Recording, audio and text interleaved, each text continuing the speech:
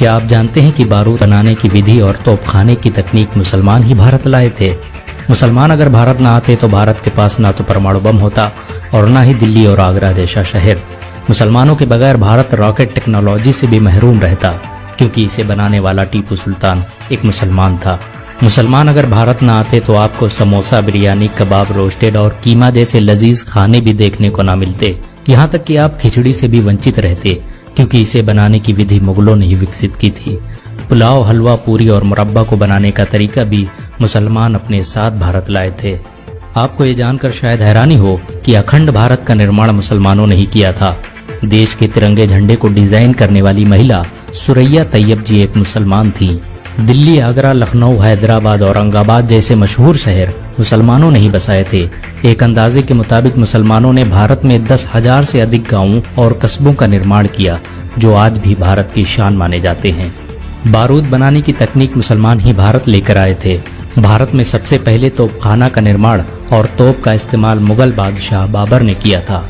मुर्शिदाबाद, बीजापुर, तंजौर जैसे शहरों में मुसलमानों ने ही सबसे पहले शस्त्र बनाने के कारखाने स्थापित किए। ये भारत के पहले कारखाने थे जहां पर बंदूकों, तोपों और रॉकेटों का निर्माण किया जाता था। मुसलमानों के आने से पहले भारतीयों को बंदूक बनाने की तकनीक के बारे में कोई अंदाजा नहीं था। अगर मुसलमान भारत न आते तो यहाँ के लोग सदियों तक इस टेक्नोलॉजी से वंचित रह जाते। आपको ये जानकर हैरानी होगी कि खजूर, फूल गोभी, नींबू, धनिया, सेब, संतरा इत्यादि के पेड़ मुसलमान ही भारत लाए थे। मुसलमानों ने ही भारत में सबसे पहले इनकी खेती प्रारंभ की, जो बाद में भारत की प्रमुख फसलें बन गईं। बहुत कम लोग जानते हैं कि साबुन का आविष्कार सबसे पहले मुसलमानों ने ही किया था, और जब तुर्की के मुसलमान भारत में दाखिल हुए तो उनके साथ ये तकनीक भी भारत आ गई और धीरे धीरे साबुन का इस्तेमाल पूरे भारत में होने लगा। मुसलमानों के आने से पहले भारत के लोग रेत का इस्तेमाल करते थे।